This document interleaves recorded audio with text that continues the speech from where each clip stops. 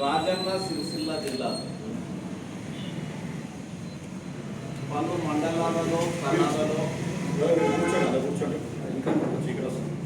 TRS మరియు Bharatiya Janata party మధ్యలో సంఘర్షణలు జరిగిన విషయం మీ అందరూ కూడా తెలుసు. మన దేశం ప్రజాస్వామిక పద్ధతిలో ఒక రాజ్యాంగానికి అనుగుణంగా పరిపాలన కొనసాగుతుంది. ప్రభుత్వాలు మారడం, అధికారం మార్పిడి కానీ, ప్రభుత్వ నిర్వహణ కానీ, పాలన కానీ, ఇవన్నీ కూడా రాజ్యాంగబద్ధంగా చట్టాలకు అనుబద్ధంగా జరుగుతూ వస్తుంటాయి. ఇది 75 స్వాతంత్రం వస్తే 75 సంవత్సరాలుగా వస్తున్నాయి. మన ఉమ్మడి ఆంధ్రప్రదేశ్లో కానీ తెలంగాణలో కానీ గతంలో కాంగ్రెస్ పార్టీ, టీడీపీ పార్టీ రెండు పార్టీలు కూడా అధికారంలోకి వచ్చాయి. అధికారంలోకి వచ్చినప్పటికీ ఏదైతే టీఆర్ఎస్ గత 7.5 సంవత్సరాలుగా ఈ తెలంగాణ రాష్ట్ర ఆవిర్భావం తర్వాత అధికారంలోకి వచ్చి ఎంత దుష్పరిపాలన చేస్తుందో, ప్రజాస్వామ్యాన్ని కూలీ చేస్తుందో, రాజ్యాంగాన్ని చట్టాలను ఉల్లంఘనకు పాల్పడుతుందో గత కాంగ్రెస్ టీడీపీ ప్రభుత్వాలు కూడా పాల్పడలేదు. ఈరోజు ప్రతీది కూడా పొలిటికలైజేషన్ అంటారు, ప్రతీది కూడా రాజకీయం చేస్తున్నారు. చిన్న విషయాన్ని కూడా మీరు గమనించండి, మీకు తెలుసు కానీ నేను మీ ముందు ప్రస్తావిస్తున్నాను. ఎంత రాజకీయం అయిపోయిందంటే పోలీస్ యంత్రాంగం అంతా కూడా అధికార పార్టీ చెప్పు చేతులు. పోలీస్ వాస్తవానికి చట్టాలను గౌరవిస్తూ పనిచేయాలి. Indian penal code, criminal procedure code, police code అనేక చట్టాలు ఉన్నాయి. ఈ చట్టాలకు అనుగుణంగా పోలీస్ పనిచేయాలి. ఈ ప్రజాస్వామ్యంలో పాలనా వ్యవస్థ, ఎగ్జిక్యూటివ్ వ్యవస్థ అంటారు, జ్యుడిషియల్, లెజిస్లేటివ్, ఎగ్జిక్యూటివ్, ఈ 3 వ్యవస్థలు కూడా మన రాజ్యాంగాన్ని సముచిత స్థానంలో గౌరవించింది. లెజిస్లేటివ్ వాళ్ళు లెజిస్లేటివ్ పాత్ర చేయాలి, చట్టాలను వాళ్ళు రూపకల్పన చేయాలా, ఆ చట్టాలను ఎగ్జిక్యూటివ్ చేసే బాధ్యత ఎగ్జిక్యూటివ్ది, అంటే కలెక్టర్ గారు కానీ ఎస్పీ గారు కానీ వీళ్ళు చేయాలా. అదేవిధంగా ఇటువంటి ఏదైనా ఉల్లంఘనకు పాల్పడితే చెక్ చేసేందుకు జ్యుడిషియల్ సిస్టమ్ ఉంటుంది, కోర్టులు ఉంటాయి.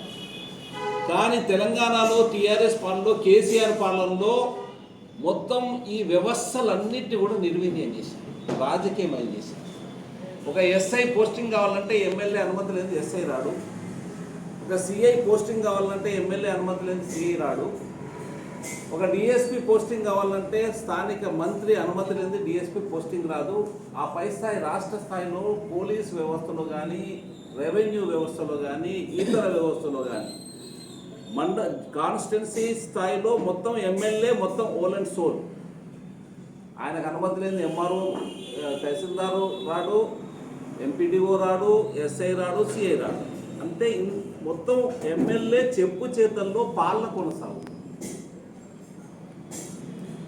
దీనివలన పోలీస్ వ్యవస్థ కూడా రాజకీయమైపోవడం మూలంగా ఎమ్మెల్యేల చెప్పు చేతుల్లో, పాలకుల చెప్పు చేతులలో ఈరోజు పోలీస్ వ్యవస్థ కానీ, రెవెన్యూ వ్యవస్థ కానీ, ఇతర పాలన వ్యవస్థలన్నీ కూడా వాళ్ళ చెప్పు చేతుల్లోకి పోయాయి.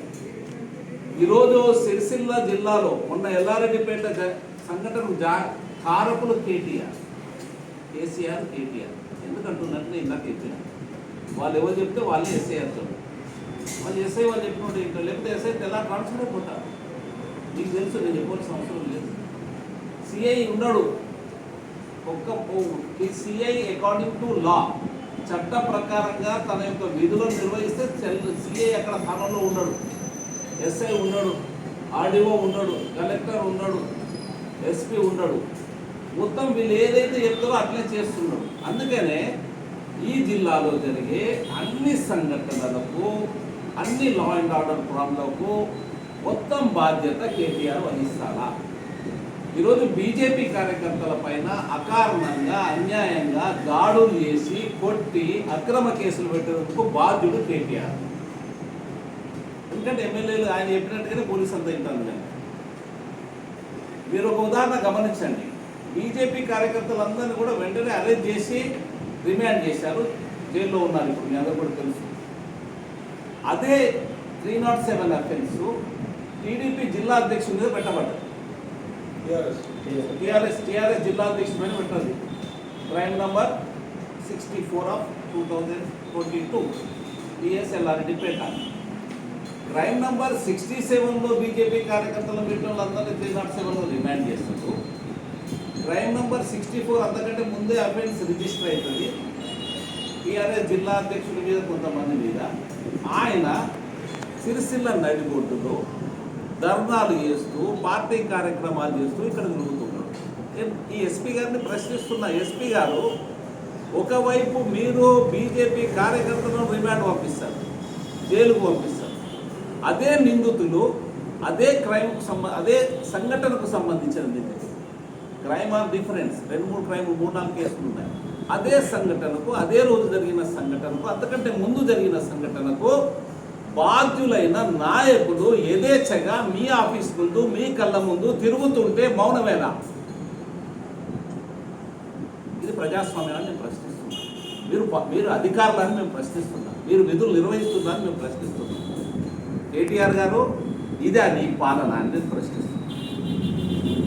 ప్రజాస్వామ్య వ్యవస్థలో పాలకులు పద్ధతులు పాటించకపోతే, శాసన ఉల్లంఘనకు పాటుపడితే, law and order problem create చేస్తే ప్రజలు తిరగబడతారు, ప్రజలు చట్టాన్ని తమ చేతులు తీసుకుంటారు.